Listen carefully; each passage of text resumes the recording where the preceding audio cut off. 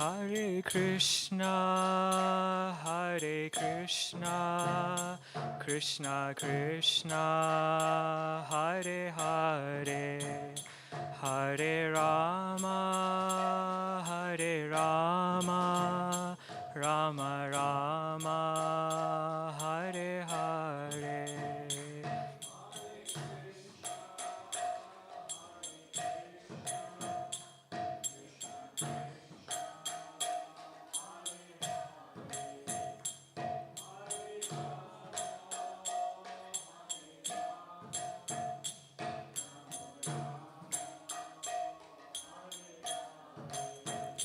Jaya Radha Gokula Nanda, Radha Gokula Nanda, Radha Gokula Nanda, Shri Radhe.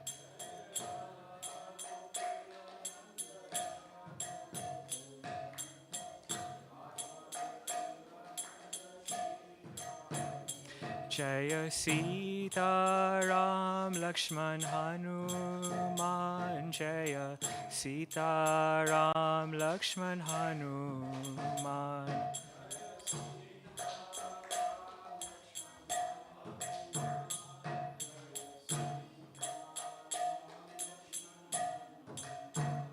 Jaya Gauranitai, Gauranitai, Gauranitai, Jaya Gauranitai.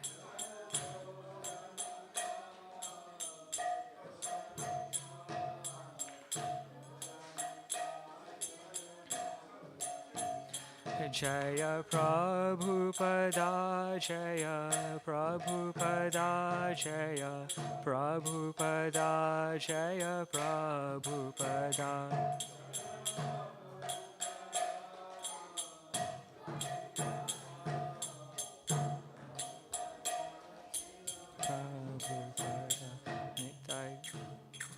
Thank you. Hare Krishna. Welcome to the Bhagavad Gita class. So every day we have a Bhagavad Gita class from 6 to 7, and we can just go over the verses from the Bhagavad Gita verse by verse each day. So today we're reading from chapter 4, verse 35. So if you have your phones, you can go onto this website called Vedabase and search for it there if you wish. So what we'll do is we'll read the translation, then we'll read the commentary or the purport, and then we'll just discuss a bit about the verse. And so at 6:30 the curtains will close, and at 7 o'clock they'll reopen in time for Gaura Arati. So,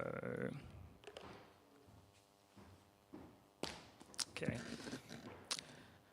Om Namo Bhagavate Vasudevaya.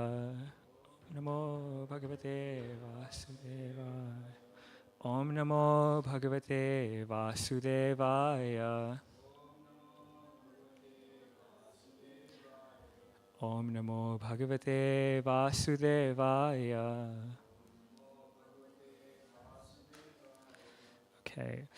So if it's possible, I'm going to read a line of the Sanskrit, and if you're able to, you can repeat the Sanskrit after me. So chapter 4, verse 35. Yagyatva punar moham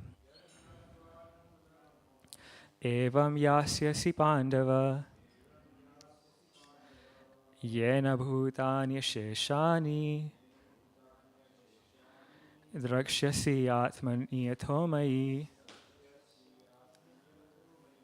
So I'll just read the Sanskrit meaning of the words in English. So yat, which, gyatva, knowing, na, never, puna, again, moham, to illusion, evam, like this, yasyasi, you shall go, pandava, O son of Pandu, yena, by which, bhutani, living entities, asheshani, all, drakshyasi, you will see, atmani, in the Supreme Soul, atha-u, or in other words, may in me. So translation and purport by His Divine Grace A.C. Bhaktivedanta Swami Prabhupada, Srila Prabhupada Ki Jai. Having obtained real knowledge from a self-realized soul, you will never fall again into such illusion. For by this knowledge, you will see that all living beings are but part of the Supreme, or in other words, that they are mine. The result of receiving knowledge, so this is the purport now, The result of receiving knowledge from a self-realized soul, or one who knows things as they are, is learning that all living beings are parts and parcels of the Supreme Personality of Godhead, Lord Shri Krishna. The sense of an existence separate from Krishna is called Maya. Ma, not, ya, this. Something that we have nothing to do with Krishna, that Krishna is only a great historical personality, and that the Absolute is the impersonal Brahman. Actually, as it is stated in the Bhagavad Gita, this impersonal Brahman is the personal effulgence of Krishna. Krishna, as a Supreme Personality of Godhead, is the cause of everything. In the Brahma Samhita, it is clearly stated that Krishna is the Supreme Personality of Godhead, the cause of all causes. Even the millions of incarnations are only his different expansions. Similarly, the living entities are also expansions of Krishna. The Mayavadi philosophers wrongly think that Krishna loses his own separate existence in his many expansions. This thought is material in nature. We have experienced in the material world that a thing, when fragmentally distributed, loses its own original identity. But the Mayavadi philosophers fail to understand that absolute means that 1 plus 1 is equal to 1, and that 1 minus 1 is also equal to 1. That is the case in the absolute world. For want of sufficient knowledge in the absolute science, we are now covered with illusion, and therefore we think that we are separate from Krishna. Although we are separated parts of Krishna, we are nevertheless not different from him. The bodily difference of the living entities is Maya, or not actual fact. We are all meant to satisfy Krishna. By Maya alone, Arjuna thought that the temporary bodily relationship with his kinsmen was more important than his eternal spiritual relationship with Krishna. The whole teaching of the Gita is targeted toward this end, that a living being as Krishna's eternal servitor cannot be separated from Krishna, and his sense of being an identity apart from Krishna is called Maya. The living entities as separate parts and parcels of the Supreme have a purpose to fulfill. Having forgotten that purpose since time immemorial, they are situated in different bodies as men, animals, demigods, etc. Such bodily differences arise from forgetfulness of the transcendental service of the Lord. But when one is engaged in transcendental service through Krishna consciousness, one becomes at once liberated from this illusion.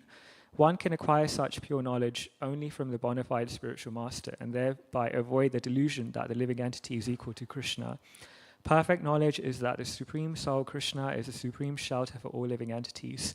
And giving up such shelter, the living entities are deluded by the material energy, imagining themselves to have a separate identity.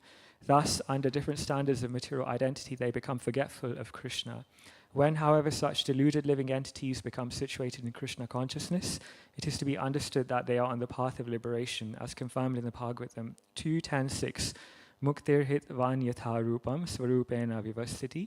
Liberation means to be situated in one's constitutional position as an eternal servitor of Krishna, Krishna consciousness.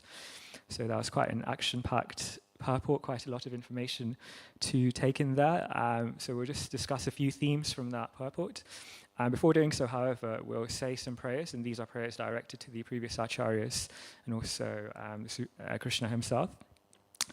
Om Jnanatimirandasya Jnananjana Shalakaya Chakshurunmilitam Yena Tasmai Shri Guruve Namaha Shri Chaitanya Manobishtam Stapitam Yena Bhutale Swayam Rupa Kadameyam Dadati Svapadantikam Vandeham Shri Guru Shri Yutapadakamalam Shri Gurun Vaishnavamscha Shri Rupam Sagarjatam Sahagana Raghunatam Vitam Tam Sajivam Sadvaitam Savadutam Parishana Sahitam Krishna Chaitanya Devam Shri Radha Krishna Padam Sahagana Lalita Shri Vishakhan Vitamscha He Krishna Karuna Sindhu Dina Bandhu Jagatpate Gopesha Gopika Kantha Radha Kantha Namostute Tapta Kanchana Gaurangi Radhe Vrindavaneshwari Vrishabhanu Sute Devi Pranamami Haripriya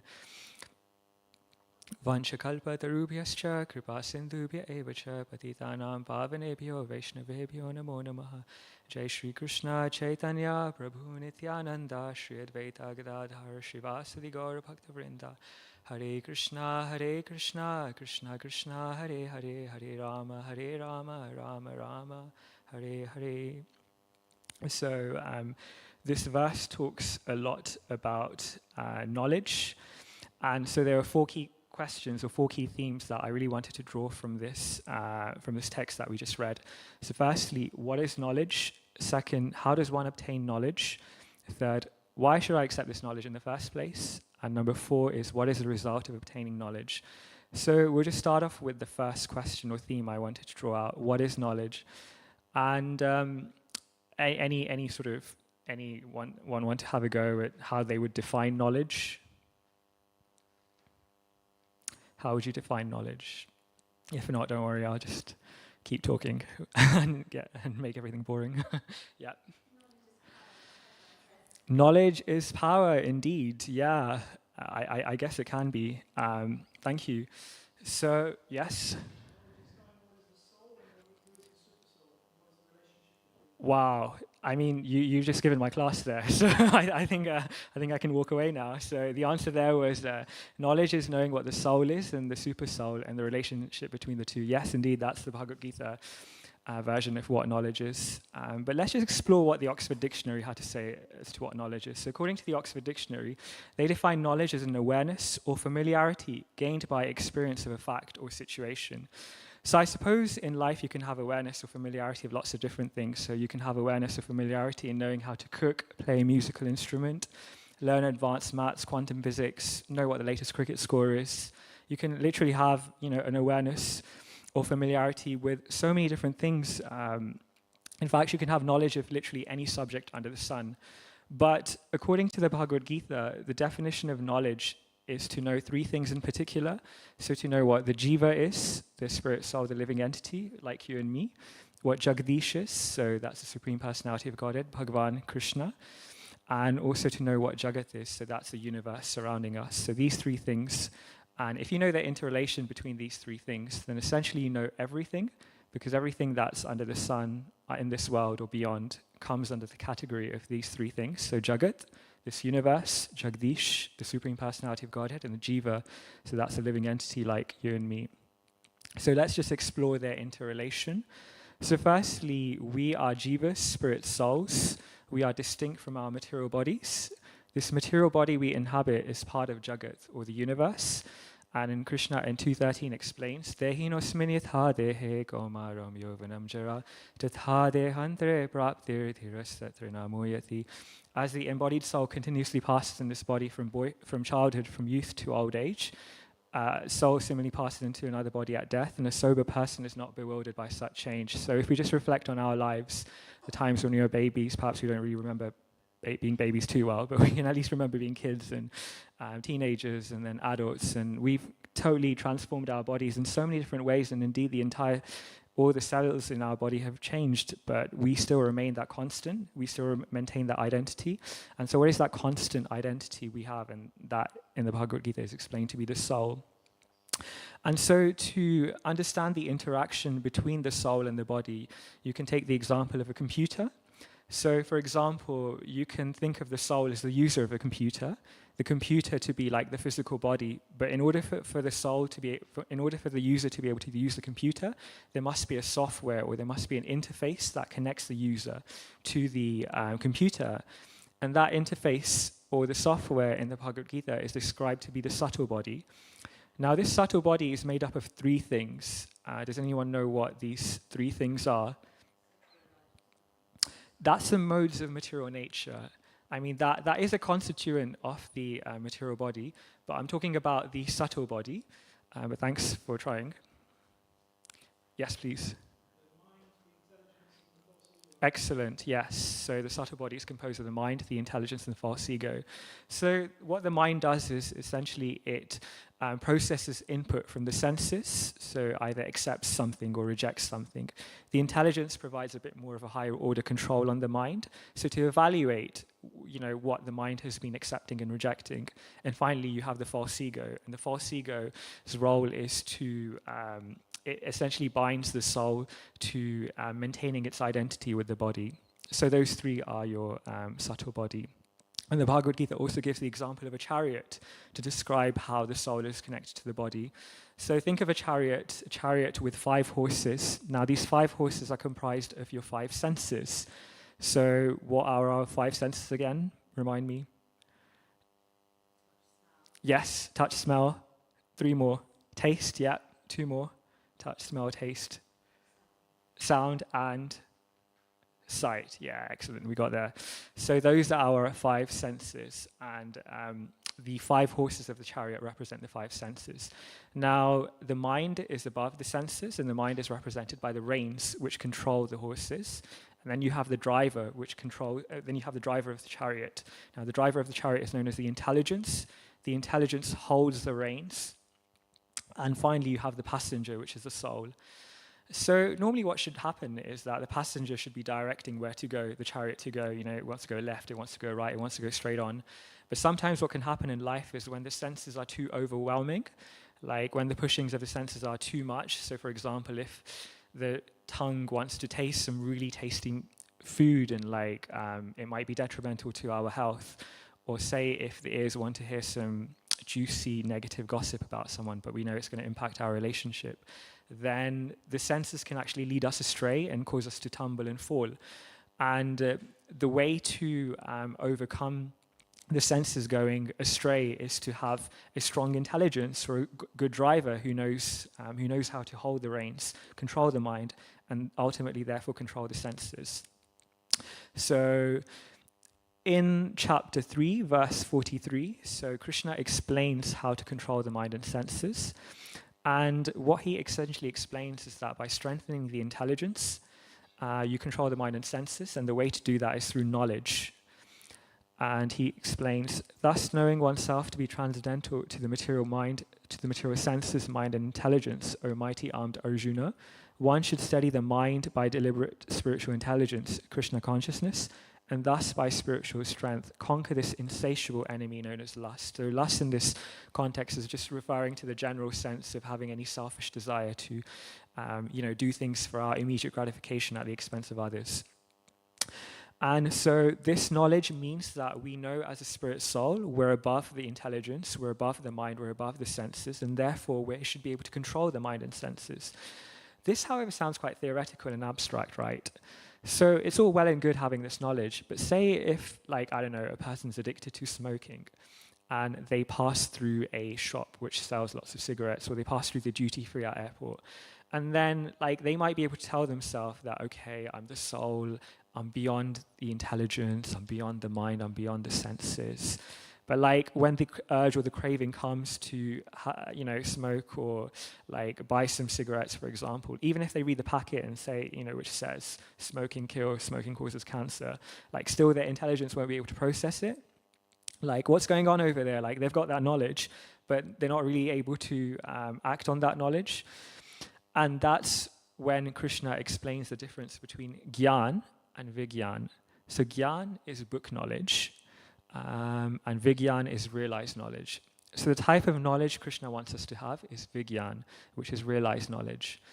And so just to illustrate the difference between Gyan and Vigyan, say if you're reading a cookbook, for example, and you want to make a very nice vegetable lasagna, and then you might be so expert in knowing the cookbook inside out, you might be able to tell me that the recipe involves having so many tablespoons, so many teaspoons, so many ounces. You might even be able to tell me the recipes on page 73, and the 4th line of that page says that, you should heat it for 20 minutes. I probably think you're quite weird, if you knew that detail. But essentially, the point is that unless and until you actually go about engaging in the process, so actually making the vegetable lasagna, cooking for yourself, having a go, seeing whether it's tasty, whether it's edible, you're not actually going to come to that knowledge of actually how to make it without actually endeavoring.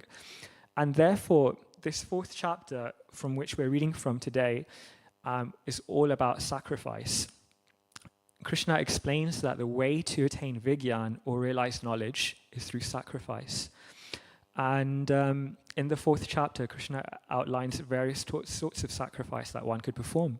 So he explains that you could worship higher divinity, engage in austerity, you can give in charity, perform scriptural study, do pranayama. And all these means are, of doing sacrifice. And the point of doing sacrifice is that it distances you from the pullings and pushings of your mind and senses, And the more you're able to engage in sacrifice and distance yourself from the pullings of your mind and senses, the more you're actually physically and practically able to realize that you're actually different from your mind and senses. Like, you don't need to give in to every single urge or demand, and that you're actually the spirit soul. And then you therefore become more connected to your identity as the jiva, or the spirit soul within, and basically able to distinct yourself from the material body or jagat. Now, what is the best form of sacrifice you could perform? Krishna explains in the verse we read earlier that in 3.43 is that, O mighty armed Arjuna, one should study the mind by deliberate spiritual intelligence, Krishna consciousness, and thus, by spiritual strength, conquer this insatiable enemy known as lust. So Krishna explains earlier at the end of the 3rd chapter that the best form of sacrifice is Krishna consciousness. And the reason for that is further elaborated in the verse that we're reading from today. So what I'd like to do is just read the translation again from the verse that we're reading from today. So we're reading from 4:35. Having obtained real knowledge from a self-realized soul, you will never fall again into such illusion, for by this knowledge you will see that all living beings are but part of the Supreme, or in other words, that they are mine. So far we've explained that we're jivas, we're distinct from our body, indeed we're distinct from our intelligence, we're mind and senses, but we've not really acknowledged the presence so much in the Gita so far of the Supreme, of Jagdish. And without this knowledge of Jagdish, or the Supreme, then one's knowledge is actually incomplete, because obviously knowledge means 3 things: knowing Jagat, Jiva, and Jagdish. So the verse that we're reading from, Krishna explains that he's the source of both the Jiva and Jagat. And he explains, for this knowledge, you will see that all living beings are but part of the Supreme. And Prabhupada explains in the purport, one who knows things as they are is learning that all living beings are parts and parcels of the Supreme Lord. So what does the term part and parcel mean? Krishna explains in the... Krishna is described in the Brahma Samhita as Ishvara Parama Krishna, Satchidananda Vigraha. And as parts and parcels of the Supreme Lord, we possess some of the characteristics that Krishna possesses. So Sat means Sat means eternal, Chit means knowledge, and Ananda means full of bliss. So Krishna is described to be full of eternity, full of knowledge, and full of bliss. And as parts and parcels, we also carry these characteristics, but to a minute degree. And the example may be given of a drop of water in an ocean. So say if you take a drop of water from the ocean, then the characteristics of that drop of water would be the same as the ocean, but of course in a very minute quantity, whereas the ocean is a complete reservoir and the complete source of all, of that drop. So similarly, the Supreme Personality of Godhead is the supreme shelter, the supreme source is everything, and we, being parts and parcels of him, carry that same divinity in quality, but of course not in quantity. And of course there's an ocean of difference, so to speak, between us and the Supreme Lord. And what's really interesting is that Prabhupada further elaborates in the purport that despite us being parts and parcels of the Supreme never loses his identity. So for example, like if you keep taking drops of water out of the ocean, and theoretically one day the ocean might get depleted, but that's not the case with the Supreme Lord. And that's why, if you remember, there was a bit of transcendental maths that was mentioned in the purport about how absolute means 1 + 1 is equal to 1, and that 1 - 1 is equal to 1. So essentially what's it's saying, that even if you take something away from Krishna, if you add something, then Krishna is always absolute. Krishna never loses identity or personality, and in the Upanishad, this principle is explained very nicely. Om Purnamada Purnamidam Purnat Purnamudachyate Purnasya Purnamadaya Purnam Eva Vashishyate.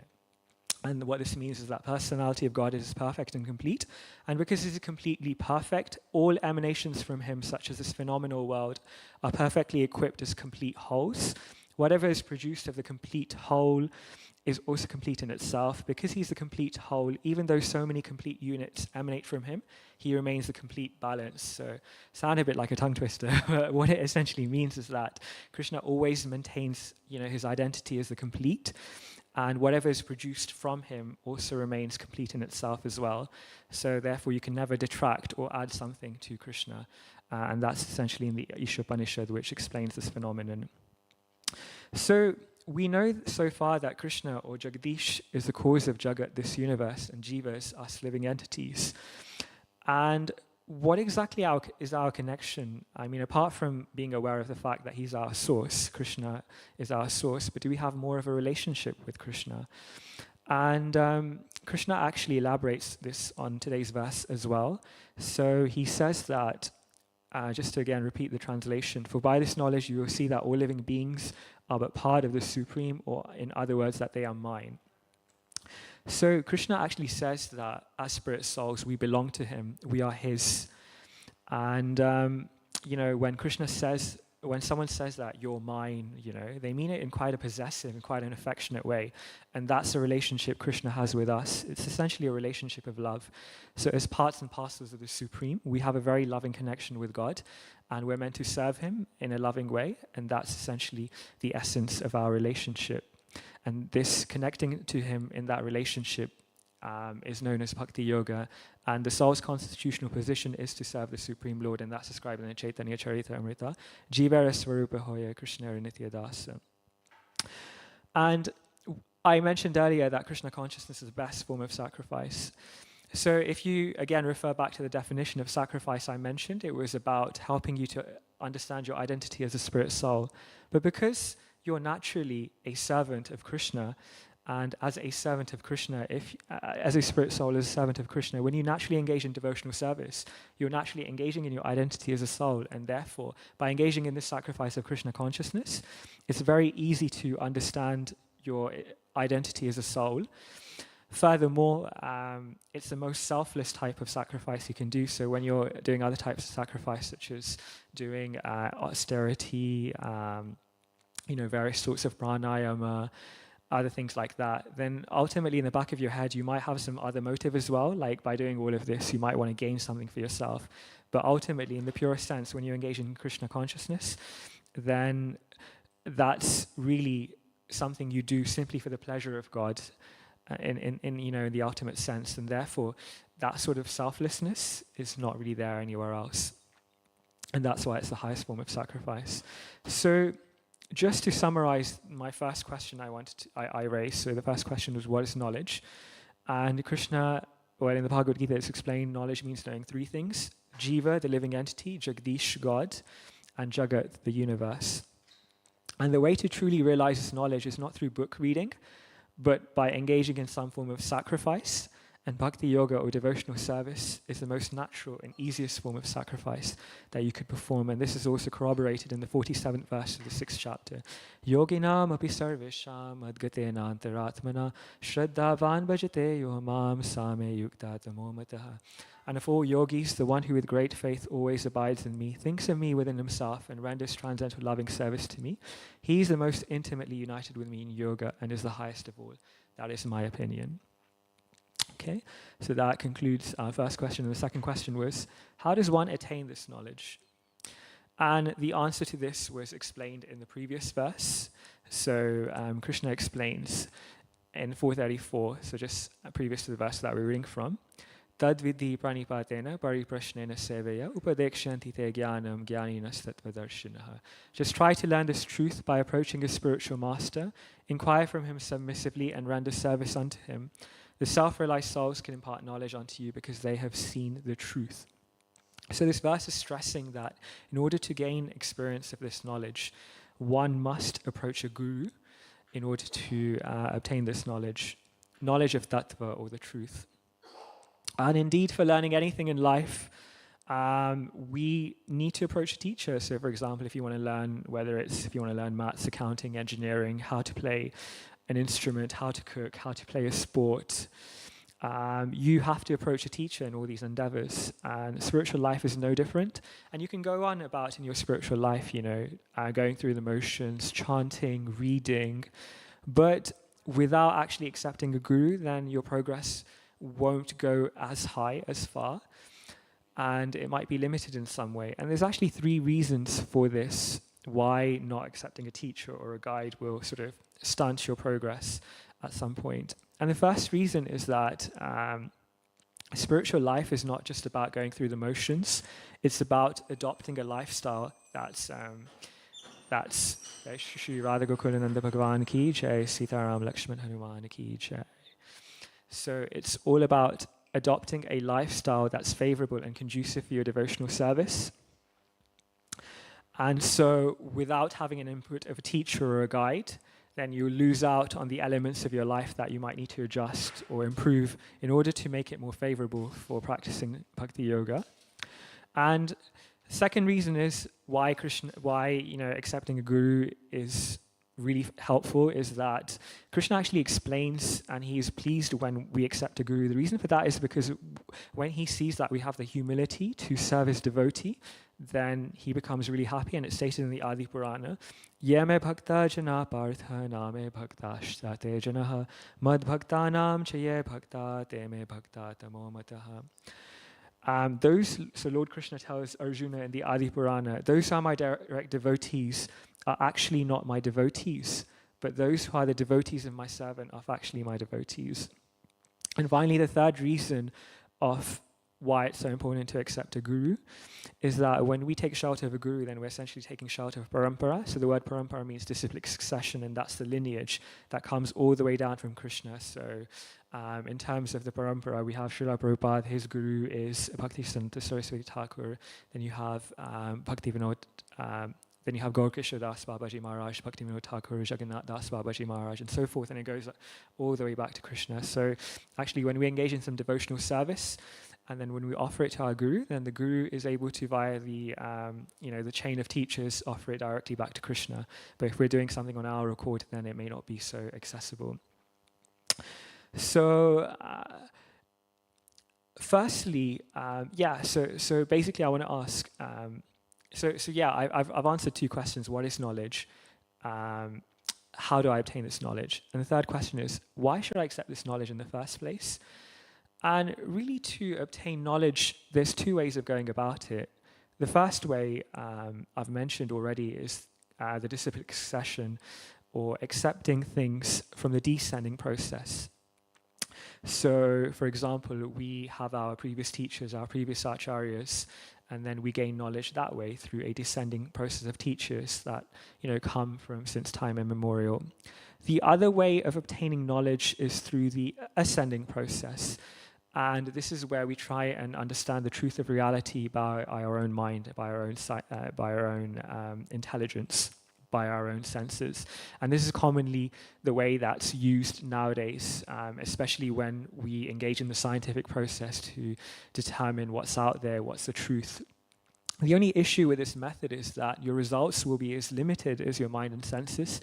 So, for example, whatever experiences that you might have gained through your mind and senses, then those sort of experience you'll project on the reality that's out there. So if you're doing an experiment, then whatever results you obtain through the laboratory or through your calculations, then those you will sort of extrapolate to state that the whole of reality is like that. But ultimately, I think it requires a bit of humility to acknowledge that not everything can be explained that way. And like Prabhupada gives a humorous example of how, like, a frog in a well may speculate how great the Atlantic Ocean is. But obviously, being a frog in a well, then it's it's almost impossible to even imagine, like, how humongously vast an ocean might be. So similarly, when we try the ascending process, then we're actually very, very limited. And there's a nice verse from the Mahabharata which sort of explains this. Darko pratishta shruteyo vibhinna nasa vrishiryasya matam na bhinnam dharmasya tattvam nihitam guhayam mahajano yena gatha sapantha. So Yudhishthira Maharaj states in the Mahabharata, dry arguments are inconclusive. A great personality whose opinion does not differ from others is not considered a great sage. Simply by studying the Vedas, which are variegated in nature, one cannot come to the right path by which religious principles are understood. The solid truth of religious principles is hidden in the heart of an unadulterated, self-realized person. Consequently, as the Shastras confirm, one should accept whatever progressive path the Mahajans advocate. So then you may ask, why should I accept this knowledge from the Mahajans?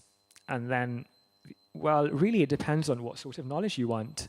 So if you want to learn about cooking, then I suggest there's plenty of cookbooks or chefs out there you could go to. If you want to know the latest cricket score, then you can go to BBC Sport or speak to my dad, who'll know the answer quicker. If you want to learn about quantum physics or advanced mathematics, then you could go to a university that specializes in the subject or teaches that subjects. But if you want to learn about the nature of the absolute truth, the transcendental and spiritual nature, then you must consult the Mahajans. This is because the very first aphorism in the Vedanta Sutra states, Atato Brahma Jigyasa, now one should inquire about Brahman, the absolute truth, the transcendental spiritual nature. And this is the very essence of the Vedanta Sutras, and the whole of Vedanta Sutra is directed towards this end, knowing about the ultimate reality, the spiritual, the absolute nature. And the Srimad Bhagavatam was written by Vyasadeva, which is a natural commentary of the Vedanta Sutra. And we're quite fortunate today. Srila Prabhupada has translated the Srimad Bhagavatam into English for us, which we can read and take advantage of. And then you may ask, okay, so I know that I need to accept the Mahajans. I know I shouldn't trust my mind and senses. But, I mentioned to you that you shouldn't trust your mind and senses in gaining knowledge of the absolute, of the ultimate reality, because it's way beyond the mind and senses, and your mind and senses are ultimately limited, right? Because they have the tendency to, to make mistakes, to cheat. They're imperfect. But why is it that how is it that these very mind and senses can actually appreciate these Vedic texts or the teachings from authority that we have? If the mind and senses were so imperfect, then surely, how is it that, we're still able to understand spiritual reality by following Shastra? Does that make sense? And this question actually was asked by Shukadev Goswami it was asked by Parikshit Maharaj to Shukadev Goswami in the 87th chapter of the 10th canto of the Srimad Bhagavatam, that if our mind and senses are so limited, then how can it actually sort of dive into topics of the absolute truth, which are totally spiritual in nature and totally beyond our mind and senses, because ultimately our mind and senses are material, so how can they perceive things of a spiritual nature? So, let me explain. According to the Vedic systems, there are 5 levels of perception that we can gain. The first is pratyaksha, which means direct perception of the mind and sense through the mind and senses. So, say if we want to gain some scientific knowledge, then we use our mind and senses, and whilst it's very good to some extent, it can also be very faulty. And I've also sort of explained how the mind and senses can also be faulty in the sense that it has limitations. We wear glasses. Not everything is perceived to us immediately. There's so many limitations the mind and senses have, so therefore we can't rely on our mind and senses alone to explain everything to us about the truth. Therefore, above pratyaksha is paroksha. Now, this means indirect knowledge or receiving knowledge from higher authorities. And this is the method that I was explaining, so we should accept knowledge from higher authorities. But without actually without actually engaging in practical application of this knowledge that we receive, then it's quite hard to realize the truth. And so above paroksha, or just receiving an understanding, is aparoksha. So when we receive such knowledge, we apply our senses and we apply our mind and intelligence in order to try and engage, in order to try and realize what we've been told through the scriptures, through higher authorities. And what this does is that this gives us some realization. So there's a nice verse in the 11th canto which sort of describes what sort of realization we can have when we're following the path of bhakti. Bhakti pareshanu bhava viraktir anyatartesha trikekakalaha. So what this means is that devotion, direct experience of the Supreme Lord, and detachment, three things come simultaneously when one engages in the process of bhakti. So as we're engaging in the process of bhakti yoga, we naturally, feel a bit of devotion. Like when we're engaging in some kirtan, we feel that, wow, this feels quite good. And essentially, if we've been chanting or reading for some time, then some of the habits we might have had for a long time, we're able to naturally give it up quite easily, and that natural detachment comes.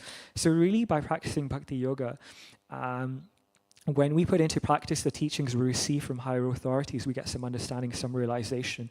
And above that is adhoksaja, which means revealed knowledge.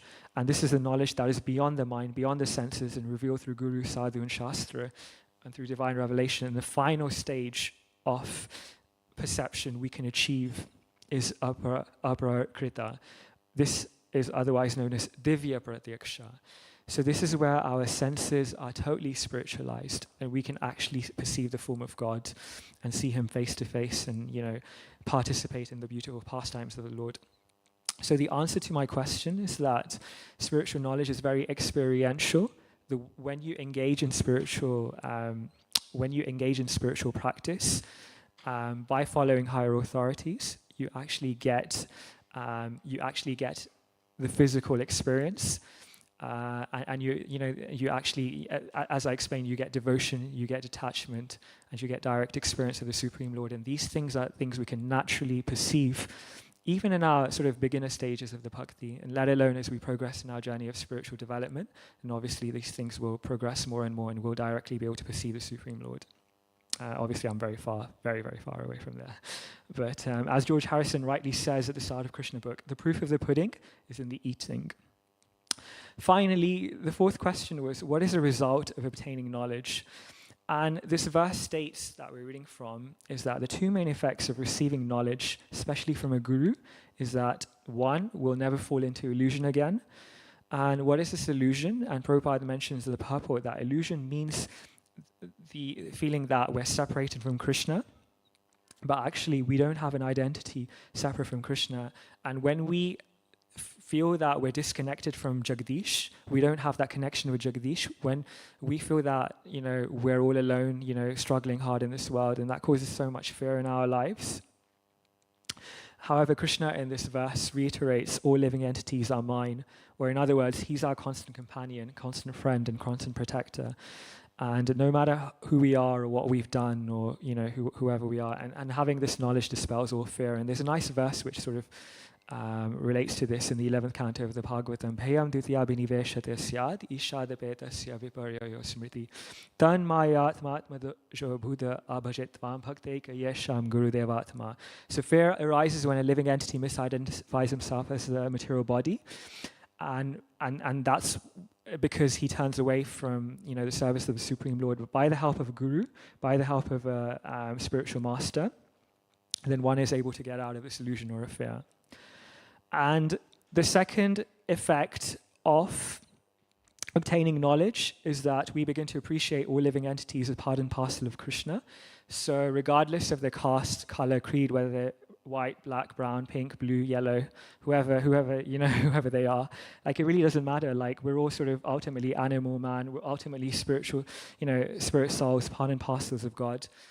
Children of God, and naturally then we have a deep level of respect towards every living entity, and like we see in the news so much, there's so much conflict and wars going on, and ultimately that's because we have a sense of competition, a sense of envy towards each other. But just by appreciating that Krishna is the protector of everyone, just by in the 5th chapter of the Bhagavad Gita, 29th verse, it says, Bhoktaram yagnatapasam sarvaloka maheshwaram suridam sarvabhutana gyatma mam shantim richati. So a person in full consciousness of me, knowing me to be the ultimate beneficiary of all sacrifice and austerities, the supreme lord of all planets and demigods, and the benefactor and well-wisher of all living entities, attains peace from the pangs of material miseries. So this is actually the formula for peace, knowing that Krishna, Jagdish, is in control of both us, the jivas, and Jagat.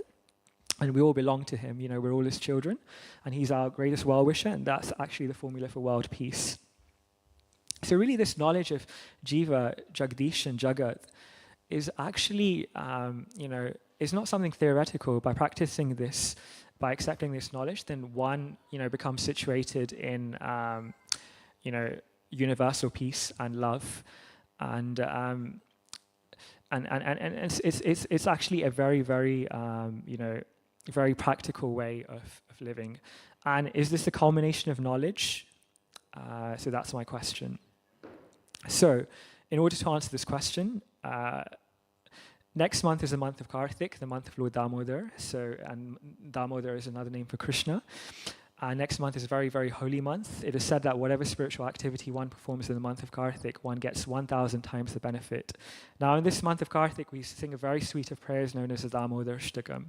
And I'll sing the first line of the Damodar Shtakam. Namam Ishwaram Sachitananda Rupam Lasat Kundalam Gokule Brajamanam Yashodabhyo Lukhala Dhavamanam Param Rishtamantyanta Todrithya Gopya.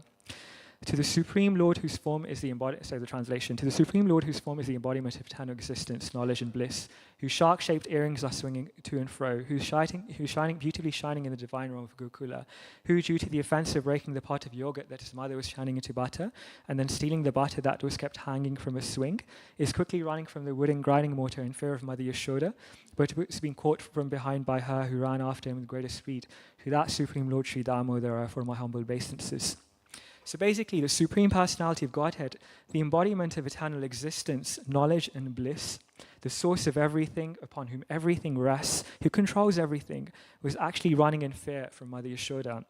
This seems inconceivable, right? And there's a verse in the Bhagavatam which elaborates on this. Treya Chopanishad Bhisha. So Treya means the three Vedas. Chopanishad Bhisha means all the Upanishads. Sankhya Yogesha Satvate. So Sankhya Yoga means all the literatures of Sankhya Yoga. Satvate means all the Vaishnava literatures like Sri Bhagavatam. Upagiyamana Mahatmyam. They all glorify Krishna. Or Vasudeva is the Supreme Personality of Godhead, the Supreme Lord, the Supreme Control over everything. But yet the irony is Harim Samanyatatmajam. So Harim, Lord Hari, Mother Yashoda considered him Samanya, her own ordinary child. So did Mother Yashoda not have the knowledge that Krishna is Jagdish? Did she not know that Krishna is the Supreme Lord? Why was she running after him with a stick? And why was all of this going on? So the answer is that in the spiritual world, especially in Goloka Vrindavan, Krishna conceals knowledge of his godhood, of his supreme power, potency, so that love can reign supreme. Krishna simply wants to reciprocate in pastimes with love with his devotees. So of course, certainly at our stage, we must have knowledge of the Lord's position in relation to our position. We must be aware of how great the Lord is, how magnanimous the Lord is, how merciful the Lord is, and how kind he is. And that inspires us to serve him. And as we progress in our devotional service, then ultimately we can get a glimpse of what the residents of Vrindavan experience. So for them, the Aishwarya feature, the greatness or the Lord's opulence feature, was overwhelmed by the Lord's madhurya or sweetness feature. And this is being glorified by the praise of Satyavatra Muni in his Damodar Shtakam, and this is what we sing in the in the month of Karthik. So just to summarize this class, at the start I discussed how knowledge means knowing three things. Knowledge means knowing. What are those three things? They all start with J. Yes, Jagdish and Jiva and Jagat, yes. So Jagdish means God. Jiva means us. And Jagat means the universe, yes, very good, or the material nature. And so knowledge means to know these three things. This knowledge is obtained by a guru. And the reason why receiving such knowledge from a guru or a parampara is better because it allows us to access information, experiences that our mind and senses may not be able to ordinarily perceive. And finally, the result of obtaining such knowledge, transcendental knowledge, is that, two, we become freed from illusion, and we see all living entities as parts and parcels or children of God, and this ultimately ushers in a new era of peace and prosperity.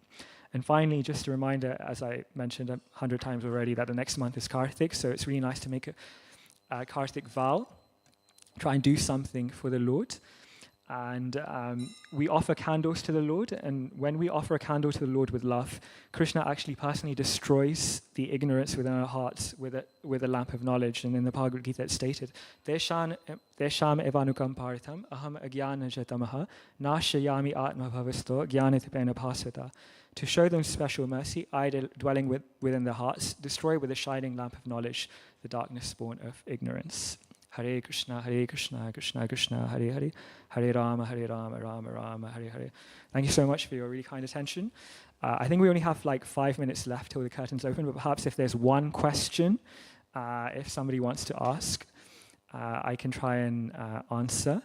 If not, that's cool as well. Any questions? Yes. Yes, yeah.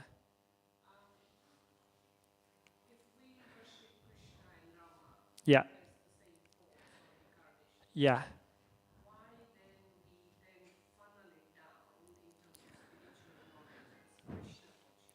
Yes. Good question. Yeah. Yeah. Yes. So the question is, if we worship Krishna and Ram, it's all the same, but why do we spell it as Krishna consciousness? So, of course, if you want to be a devotee of Lord Ram, that's wonderful as well, and then you'd be in Ram consciousness. So it really doesn't matter, if you want to choose, if you want to worship Krishna, if you want to worship Ram. But it said in the Shastra, Ete cham shakalapum sa Krishnastu Bhagavan Swayam. So Krishna is the Supreme Personality of Godhead, and all the incarnations, including Lord Ram, originally stem from him. So Krishna is the origin, and all the other incarnations come from Lord Krishna. But of course, if you want to serve Lord Ram and be in Ram consciousness, then that's equally wonderful. So yeah, it's just terminology. Is that okay? Cool. I don't think we have time for any more questions, so I do apologize. But thank you so much for all your kind attention. Hare Krishna.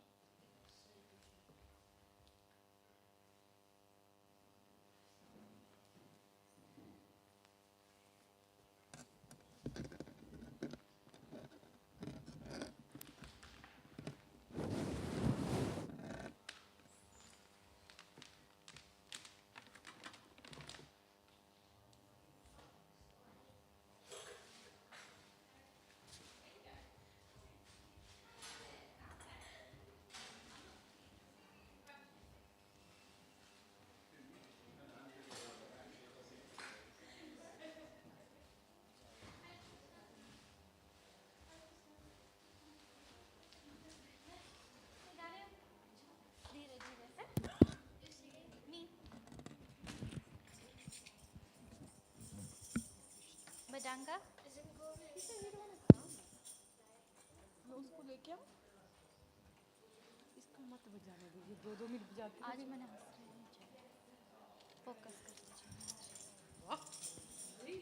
मैं कृष्णा के साथ बात कर रही हूँ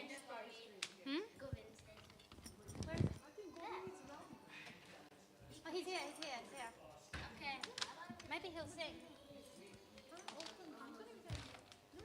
Badanga karo.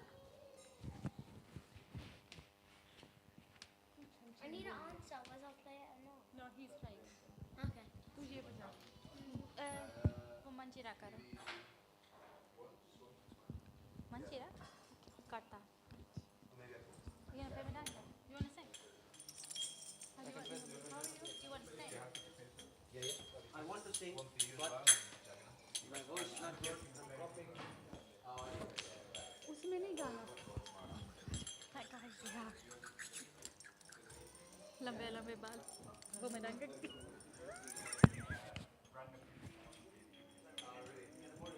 I don't know what to do. You have to explain to me. How does it mean? When is it? When is that? Last day, na? Monday. You sing 4 o'clock? Damodar.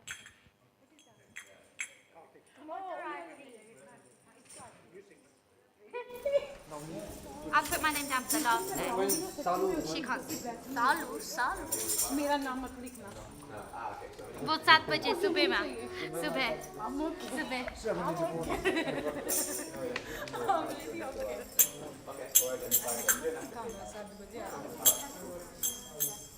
वो सुनता है You only want that.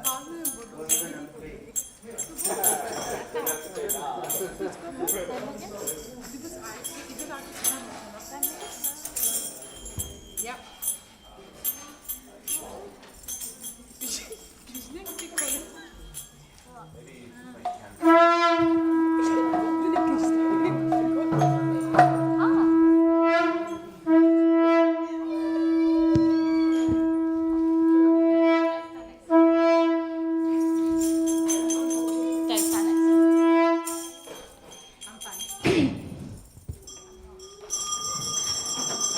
Shri Shri Radha Gokul नंद की Shri Shri Sita Ram Lakshman Hanuman ki.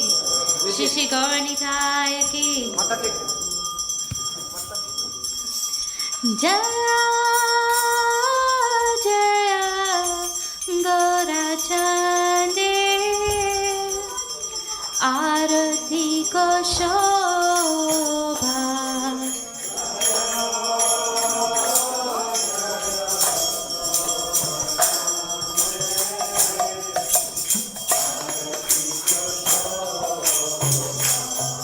Jaya Jaya Gaurachande Arati ko shobha.